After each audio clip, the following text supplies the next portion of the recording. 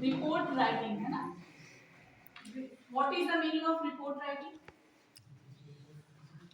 Report means सूचना देना, है ना, इंफॉर्मेशन देना, ठीक है।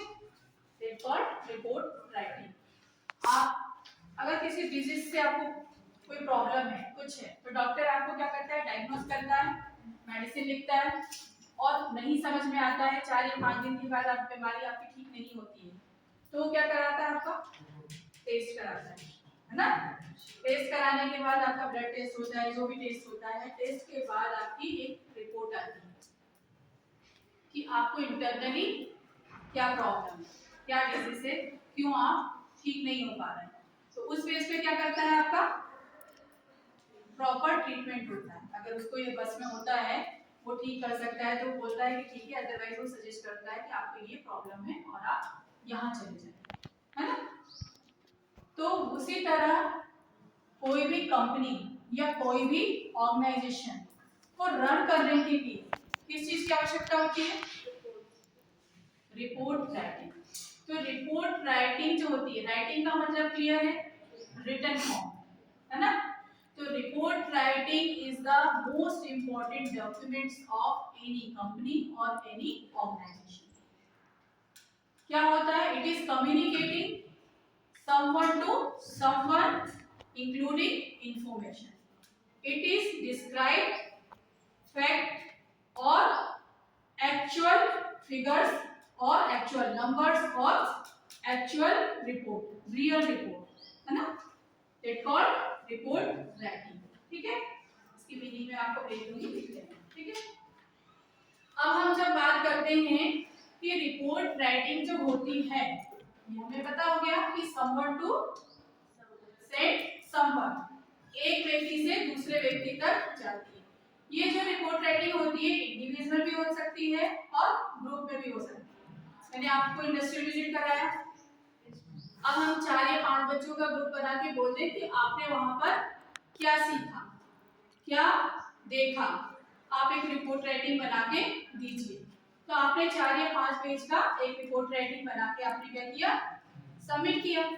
तो उसमें आपने अपनी पैकेजिंग रिसीप्ट थी, उसमें गए थे, तो रॉ मटेरियल को फिनिश गुड्स में कैसे बनाया जाता है, कितने मेंबर से कैसे काम किया जाता है, ये सब आपने उस रिपोर्ट में लिखा। जैसे अभी आपने बताया कि बजट आ गया, कैसे पता चला आपको? रिपोर्ट पढ़ी ना आपने, कहीं ना कहीं वो राइटिंग फॉर्म में इंफॉर्मेशन आप तक आई, चाहे वो किसी साइट के माध्यम से पढ़ा आपने या न्यूज़पेपर के माध्यम से पढ़ा, है ना, कि किस कॉस्ट, किस प्रोडक्ट पर कितने परसेंट किसको कितना टैक्स लगा है और किसको टैक्स फ्री किया गया है। तो ये हमारे पास किससे आई? रिपोर्ट राइटिंग से, ठीक है। तो यहाँ पे जो रिपोर्ट राइटिंग लिखी जाती है, किसी भी ऑर्गेनाइजेशन की प्रोग्रेस रिपोर्ट, ऑल ओवर जो भी एक्टिविटीज हो रही हैं, क्या एक्टिविटी हो रही है, ये पूरी इंफॉर्मेशन किस तक पहुंचाना? टॉप मैनेजमेंट तक पहुंचाना, है ना। ये उसके माध्यम से पहुंचाई जाती है। अब इसको लिखते समय कौन कौन से फीचर्स होते हैं? तो पहला क्या है? Formal statement. Formal statement means, लिख लीजिए इसको आप, formal means, formal and formal हमने पढ़ा है। फॉर्मल स्टेटमेंट मीन्स जितना पूछा जाए, है ना, उतना ही रिपोर्ट में बताया जाए। एक फॉर्मल स्टेटमेंट मतलब कि उसकी जो भी राइटिंग होता है, जैसे कि आपको कहीं हम लोग जैसे पेपर सबमिट करते हैं, रिसर्च पेपर, तो उसमें क्या होता है? लिखा रहता है। आप कहीं ऐसे कंपटीशन में भाग लेते हो, वहां लिखा रहता है कितने वर्ड्स में लिखना है। आप एग्जाम देते हो, एग्जाम में लिखे रहते हैं शॉर्ट आंसर और लॉन्ग आंसर। शॉर्ट आंसर के कितने नंबर का होगा और कितने वर्ड्स का आपको लिखना है आंसर, लॉन्ग आंसर आपको कितने मार्क्स का है और कितने वर्ड्स में लिखना है। तो इसको हम क्या बोलते हैं? फॉर्मल। कि जिस रूप में आपसे रिपोर्ट मांगी जाए वैसे ही आपको रिपोर्ट तैयार करके देना है, ठीक है। Next, communication. कम्युनिकेशन नहीं होगा तो रिपोर्ट प्रॉपर हमारी नहीं बनेगी, है ना। तो कम्युनिकेशन मस्ट है। कम्युनिकेशन जिससे रिपोर्ट तैयार की जा रही है, आप देखते हो, अगर हम बात करें टेलीविजन में रिपोर्टर्स को, आप देखते हो कहीं की रिपोर्ट बताते हैं, किसी बात का बताते हैं, कहीं की बताते हैं, कोई केस का बताते हैं, इसका यहाँ घटना हो गई, ऐसा वो हो गया, तो वो क्या करते हैं, वहाँ की पूरी छानबीन करते हैं, उसके बाद आपको रिपोर्ट प्रस्तुत करते हैं। तो वहाँ यही है कि एक एक तथ्यों की, फैक्ट्स की क्या करना, जांच करना, रिसर्च करना कि, और रिसर्च के बाद वो क्या करना, रिपोर्ट आप तक पहुंचाना। तो ये मस्ट है। Next, factual information. Factual information, factual क्या होता है, ट्रू और रियल। तथ्य जो है हमारा, जिस बेस को, जो रिपोर्ट हम जिस बेस को लेकर बना रहे हैं, वो कैसे होनी चाहिए, सही होनी चाहिए और रियल होनी चाहिए। ऐसा नहीं क्योंकि अगर आपने रिपोर्ट गलत की या आपने गलत दिखाया तो आपकी रिपोर्ट की कोई वैल्यू नहीं होगी, है ना। तो रिपोर्ट जो तैयार की जाती है, क्योंकि पब्लिक किसको विश्वास करती है, आपके दिए गए इंफॉर्मेशन। कंपनी किसको तैयार करती है, मानती है, आपके दिए गए, उसको बेस मानती है कि भाई हमारे यहाँ ये जो एक्टिविटीज हो रही है सही हो रही है, नहीं हो रही है, ये जो प्रोग्राम है प्रोग्रेस कैसे करें, रॉ मटेरियल फिनिश गुड्स में कन्वर्ट हो रहा है, नहीं हो रहा है, उसको किस तरह से मार्केट में पहुंचाएं, उसकी मार्केट में क्या वैल्यू है। जब तक पूरी इंफॉर्मेशन नहीं देंगे आप, तब तक कंपनी अपने प्रोडक्ट में क्या करेगी, इनोवेशन नहीं कर पाएगी, अच्छे से काम नहीं कर पाएगी, या कहाँ पे क्या गलती है उसको समझ में नहीं आएगा, कस्टमर के क्या फीडबैक है उस प्रोडक्ट को लेकर, आपने ईमेल मार्केट में निकाला तो ठीक है, ब्लैक बोर्ड और चौक से हमें डस्ट होती है, एलर्जी होती है, आंखों में एलर्जी हो जाती है, तो एक आया कि सर्च करने के बाद कि क्या निकाला जाए, मार्कर निकाल दिया जाए, व्हाइट बोर्ड निकाल दिया जाए, तो इससे कस्टमर की डिमांड अच्छी बढ़ी, इंस्टीट्यूट और स्कूलों में डिमांड हो गई। अब तो क्या आ गया, डिजिटली, अब तो प्रोजेक्टर डिजिटली पेन आ गए हैं, है ना। तो हमारा क्यों, क्योंकि इनकी डिमांड बढ़ती जा रही है। तो इसमें क्या है कि जो फैक्चुअल इंफॉर्मेशन आप ढूंढ कर लाएंगे, कंपनी को बताएंगे, अपने ऑर्गेनाइजेशन को बताएंगे, सही सही रिपोर्ट देंगे, तब जाके वो उस पे डिसीजन लेंगे, ठीक है। सिस्टमैटिक प्रेजेंटेशन, सिस्टमैटिक प्रेजेंटेशन जैसे मैंने अभी आप लोगों से कहा कि भाई सिस्टमैटिक बैठ जाओ, कोई यहाँ बैठ रहा है, कोई वहाँ बैठ रहा है, कोई यहाँ बैठ रहा है ना, तो वो क्या है, सही प्रस्तुत नहीं होता, जिसको हम बोलते हैं सीरियल, बोलते हैं सीरीज वाइज, सीरियल वाइज, क्रमबद्ध बोलते हैं। तो क्रम के अनुसार अगर हम काम करते हैं, स्टेप बाय स्टेप हम काम करते हैं, सिस्टमैटिकली हम उसको प्रेजेंटेशन देते हैं। अगर मैं पांचवा अध्याय पहले पढ़ा दूं, पहला अध्याय बीच में पढ़ा दूं, दूसरा अध्याय ऐसे, तो आप लोग को समझ में आएगा, नहीं आएगा, है ना। तो एक सिस्टमैटिकली बच्चे को एबीसीडी क्यों सिखाई जाती है, पहले पता तो चले कि एबीसीडी क्या है, फिर उन एबीसीडी को क्या किया जाता है, अल्फाबेट्स में चेंज कर दिया जाता है ना।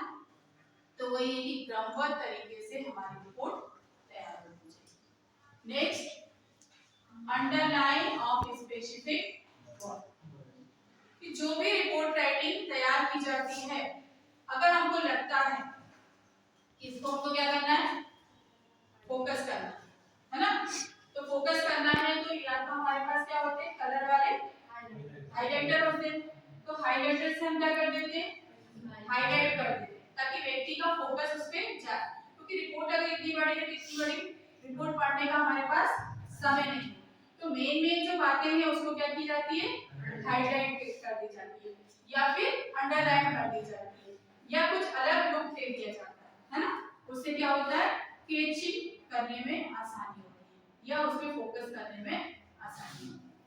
क्लियर है, ये एक क्वेश्चन आता ही आता है, या तो 8 नंबर वाले क्वेश्चन में आएगा या 16 में आएगा, 16 में थोड़ा आपको ब्रीफ में आएगा, ज्यादा आएगा कि नहीं पुस्तक पूछा जाएगा। और अब आता है इसकी क्वालिटीज ऑफ गुड रिपोर्ट, एक अच्छी रिपोर्ट में क्या क्वालिटी होनी चाहिए, क्वालिटी मतलब विशेषता, है ना, उसकी कैरेक्टरिस्टिक्स जिसको हम बोलते हैं, तो उसमें क्या विशेषताएं होनी चाहिए। तो पहली विशेषता तो मस्ट फुलफिल द ऑब्जेक्टिव, अगर मैं आपसे बोलूं कि जाओ साइंस की क्लास अटेंड करो, तो ये आपके लिए यूजफुल है?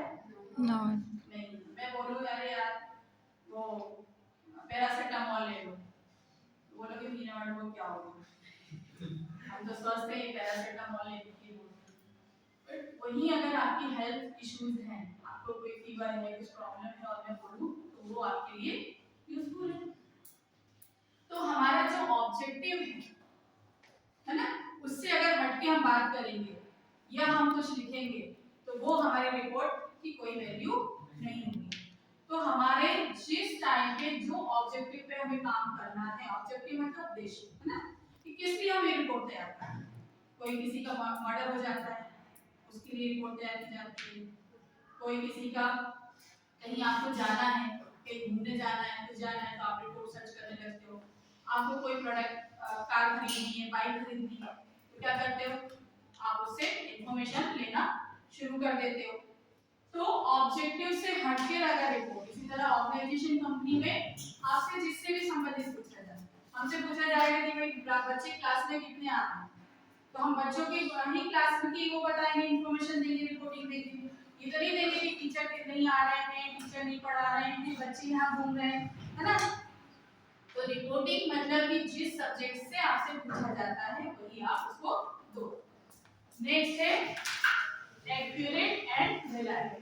वही बात है, रिलायबल मतलब कि हटके नहीं। अगर किसी कंपनी में आपके 10 कंप्यूटर चोरी चले गए, अब 10 कंप्यूटर चोरी चले गए तो हमने उसकी रिपोर्ट मांगी कि वो 10 कंप्यूटर के जब चोरी चले गए थे तो एक रिपोर्ट तैयार करके दो कि वो कौन कौन सी कंपनी के थे और ये जिम्मेदारी किसको दी जाए या उस टाइम कौन जॉब कर रहा था, इसके अंडर में किसकी ड्यूटी थी। अब रिपोर्ट ये आई कि उसके कंप्यूटर चोरी ना जाने के, नहीं जाए ये कारण लिख दिया, तो वो रिपोर्ट वो होगी क्या, वैलिड होगी क्या, नहीं ना। तो रिपोर्ट जो पूछा जाए कि आपसे कि एक्यूरेट और रिलायबल, कि आपके सब्जेक्ट से संबंधित वही और उससे संबंधित कि भाई जो पूछा गया है किस में। मैंने पूछा कि भाई कितने बच्चे आए हैं, तो मेरे को एक आंसर आना चाहिए इतने बच्चे क्लास में, और उसको आप 10 बातें बोलोगे 10 तरह से कि बच्चे तो आए हैं मैडम पर क्लास में नहीं है, बाहर घूम रहे हैं या आ नहीं पाए, तो वो हमें नहीं चाहिए, है ना। क्लियरिटी, क्लियरिटी मतलब क्लियर। अब मैं इसको लिखूं ये, आप लोग को क्लियर हो रहा है पीछे तक, नहीं हो रहा है ना। तो हमारी जो रिपोर्ट हम तैयार कर रहे हैं उसकी वर्डिंग कैसी होनी चाहिए, क्लियर होना चाहिए, विजुअलाइज होना चाहिए, स्पष्ट होना चाहिए। हम जो बात कर रहे हैं, अभी सुबह ही देखा एक मिसकम्युनिकेशन हो गया क्लास को लेके, तो जो भी हम बात कर रहे हैं क्या होना चाहिए, क्लियर होना चाहिए, है ना। कि भाई इस क्लियरिटी के साथ आप रिपोर्ट तैयार कर रहे हो, उस क्लियरिटी के साथ दे रहे हो। शब्दों को अगर आपने इधर उधर करके लिखा तो वो आपका क्या होगा, मिसअंडरस्टैंडिंग हो जाएगी, क्लियर नहीं होगी। तो क्लियरिटी के साथ आपके वर्ड, आपके शब्द, आपका स्पेस होता है ना, कई लोग स्पेस गलत लिख देते हैं या नहीं लिखते हैं, समझ में नहीं आता है, तो इससे क्या होता है, क्लियरिटी नहीं हो पाती, रिपोर्ट विजुअलाइज नहीं होता, ये गलत पढ़ लेते हैं। कई लोग होते हैं 5 को हम क्या पढ़ लेते हैं, कुछ और पढ़ लेते हैं, 9 4 में कंफ्यूजन हो जाता है, कुछ लोग 4 ऐसे लिखते हैं, कुछ लोग 9 ऐसे लिखते हैं, उसमें कंफ्यूजन। तो जो भी आपने लिखा है, जो भी आपने रिपोर्ट में आपने वर्ड्स यूज किए हैं, है ना, वो क्लियर होना चाहिए। Next brief and clear. छोटा, ब्रीफ मतलब छोटा, बहुत बड़े रिपोर्ट पढ़ने की हमारे पास टाइम नहीं है। आप रिपोर्ट को क्या करते हो, हाईलाइट करते हो कि भाई इसका क्या रिजल्ट आया, उस चीज को हाईलाइट कर दिया आपने तो पढ़ सकता है ना।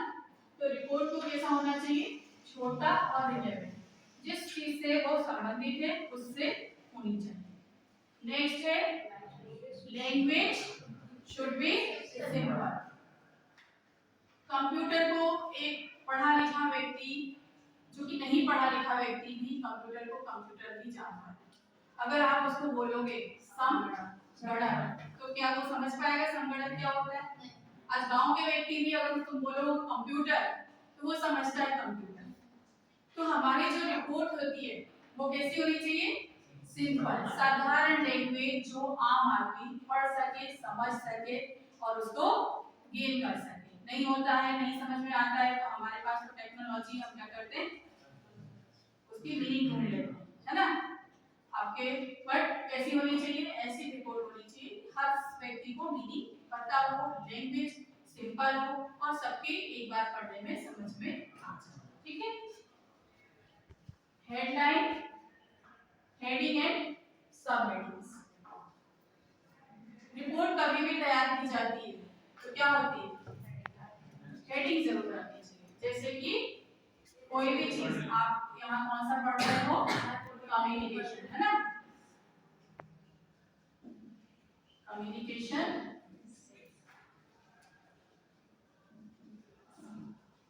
स्किल्स। तो ये कौन सा सब्जेक्ट पढ़ रहे हैं आप, कम्युनिकेशन स्किल्स। इसी तरह क्या होता है कि जब भी आप रिपोर्ट पे, आप न्यूज़पेपर ही पढ़ा तो आपने सबसे पहले बजट की हेडिंग आई थी, इस पेज पे, पहले पेज पे बजट, दूसरे पेज पे पॉलिटिकल राजनीतिक, थर्ड पेज पे स्पोर्ट्स, है ना। तो ये हमारा क्या होता है, हेडिंग। और कुछ हेडिंग जब हम पढ़ते हैं, क्योंकि हम जब फोकस हम हेडिंग पे जाती है तब जाके अंदर का रिटर्न पढ़ते हैं, है ना।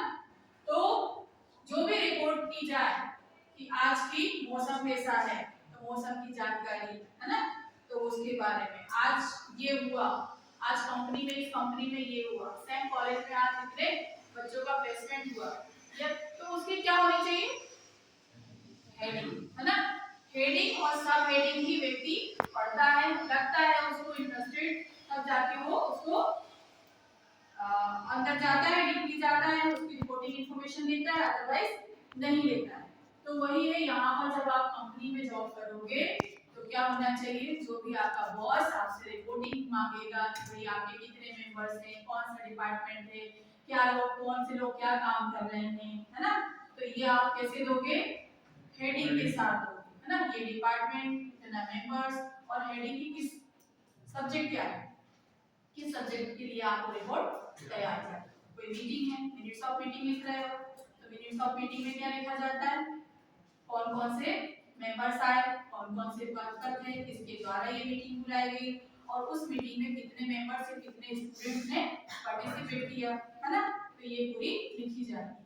तो ये हमारा क्या हो गया, ओवरऑल रिपोर्ट राइटिंग और उसके फीचर्स एंड क्वालिटी। ठीक है। कल हम पढ़ेंगे टाइप्स ऑफ रिपोर्टिंग। ये दो ही आपके लिए क्या है, मोस्ट इम्पोर्टेंट टॉपिक है। ठीक है। ये आगे जाके जब सेकंड सेमेस्टर में आप रिसर्च पढ़ोगे, रिसर्च